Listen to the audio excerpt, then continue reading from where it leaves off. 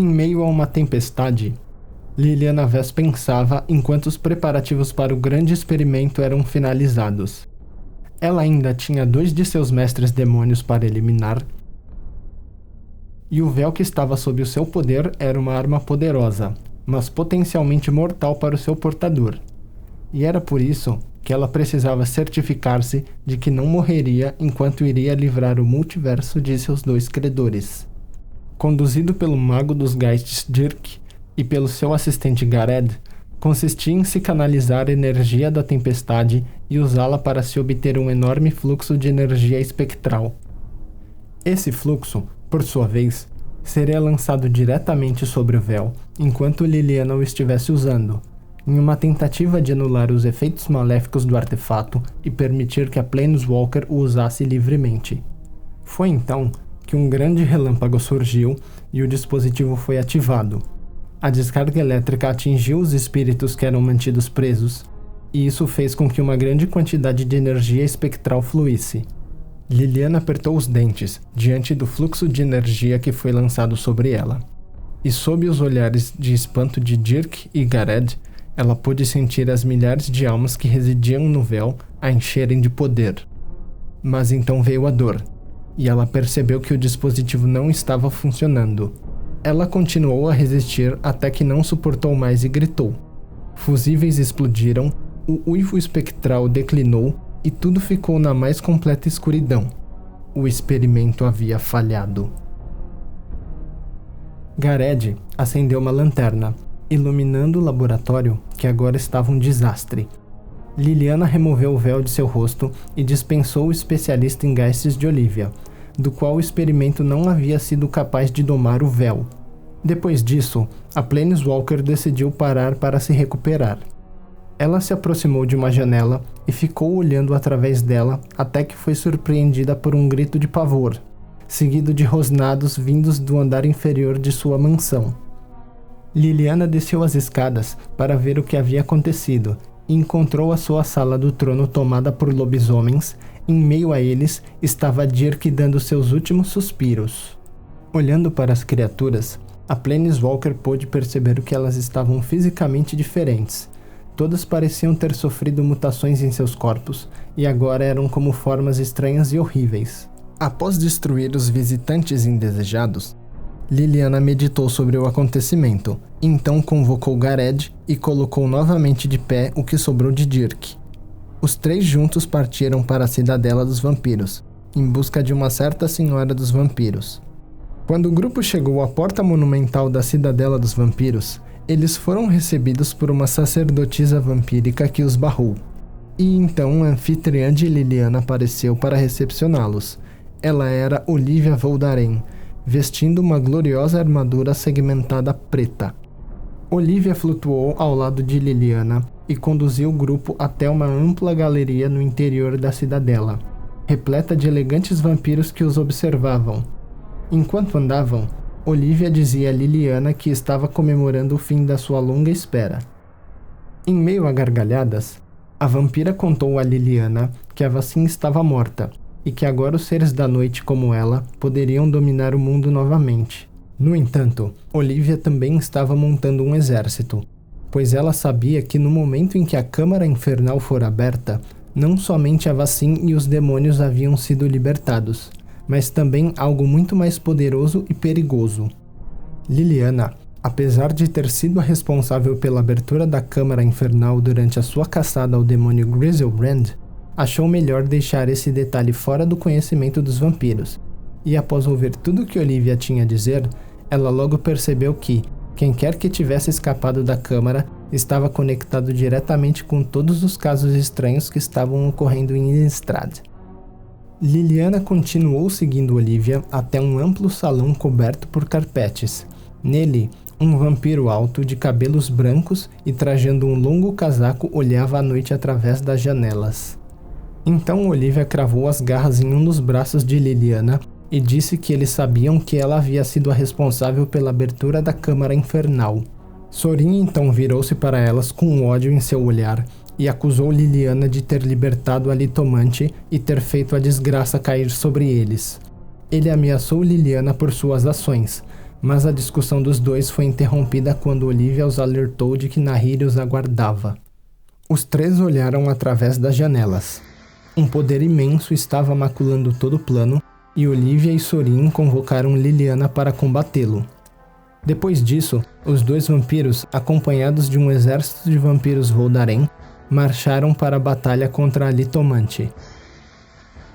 Liliana, por sua vez, chamou Garedd e partiu. Enquanto caminhavam, ela olhou para o céu agitado e pensou consigo mesma que os protetores daquele mundo o haviam abandonado e agora ele estava destinado a morrer. Havia chegado a hora de ela partir de Innistrad. Liliana continuou seu caminho e quando se deu conta de si, ela percebera que havia tomado um caminho diferente do dos vampiros e encontrava-se diante de uma cova coletiva, onde os criminosos eram lançados após as suas execuções. Ela os chamou e os cadáveres levantaram-se e a seguiram. Depois disso, ela passou por outro cemitério, e outro, e os chamou em cada um deles e eles a seguiram. Liliana sabia que Sorin e Olivia não iriam fazer nada sobre a crise que Nahiri havia causado, e o único que parecia se importar com toda aquela situação era Jace Beleren. A necromante então tomou o seu exército de mortos-vivos. Os mortos pareciam estar livres dos efeitos daquilo que estava distorcendo o plano. Liliana sabia o que fazer, pois ela agora era a última esperança de Innistrad.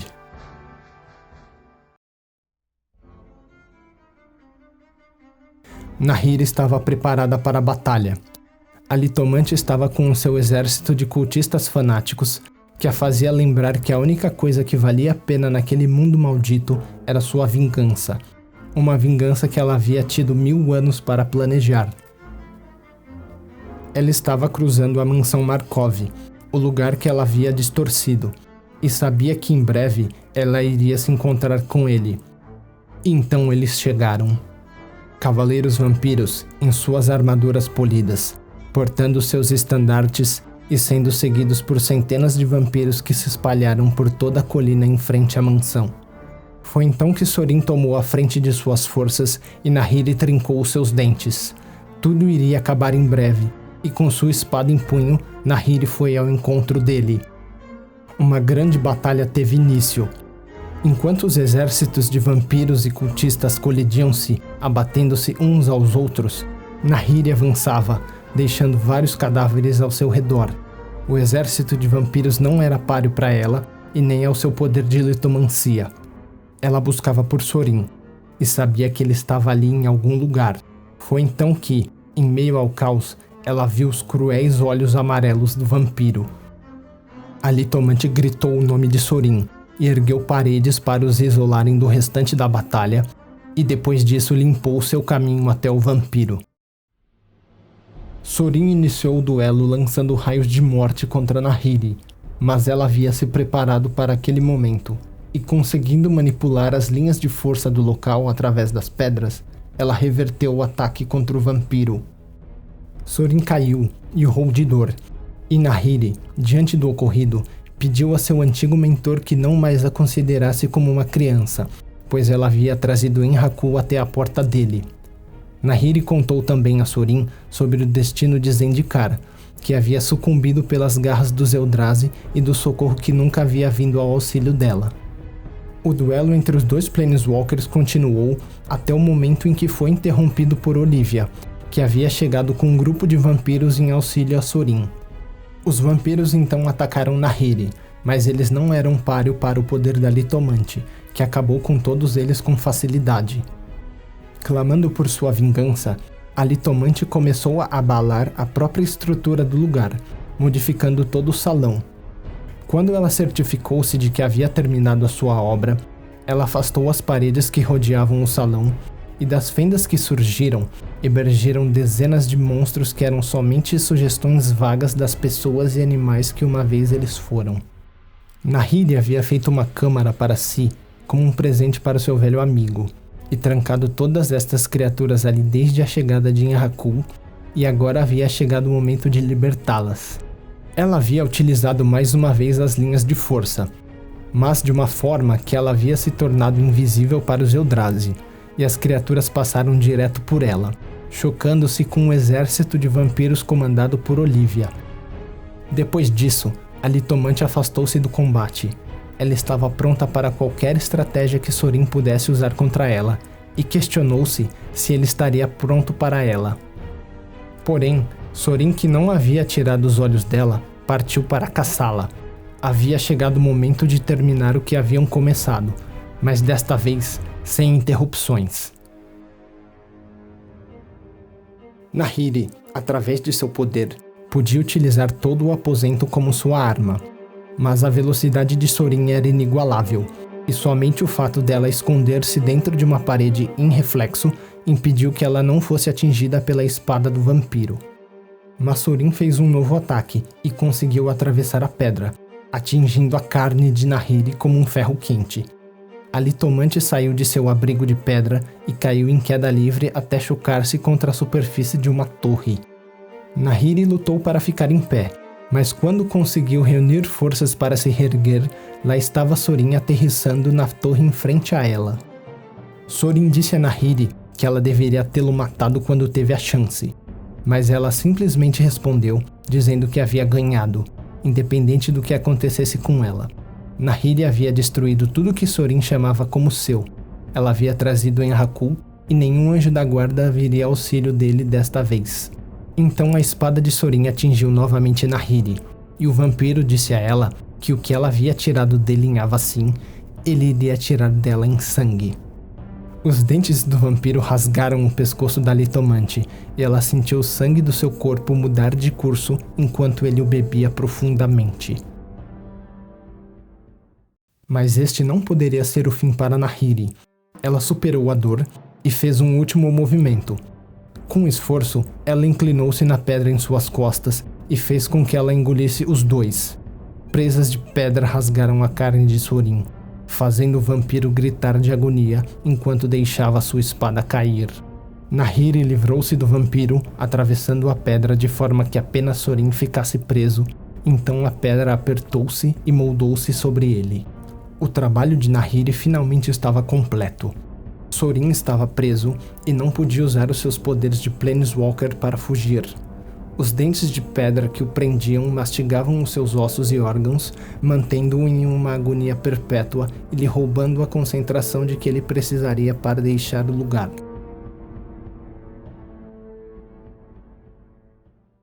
Nahiri posicionou o casulo de pedra de Sorin, que murmurava sons incompreensíveis, e sussurrou em seu ouvido que ela havia retribuído a cortesia dele poupando-o.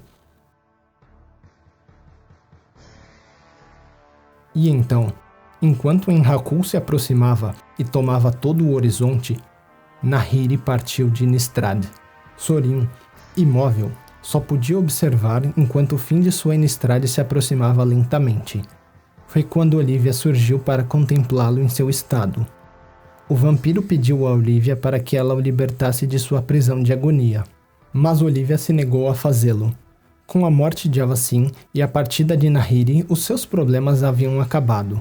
Ela tomou a espada de Sorin e clamou para si o título de Senhora de Innistrad. Em desespero, Sorin clamou por Olivia, alertando-a do perigo que se aproximava.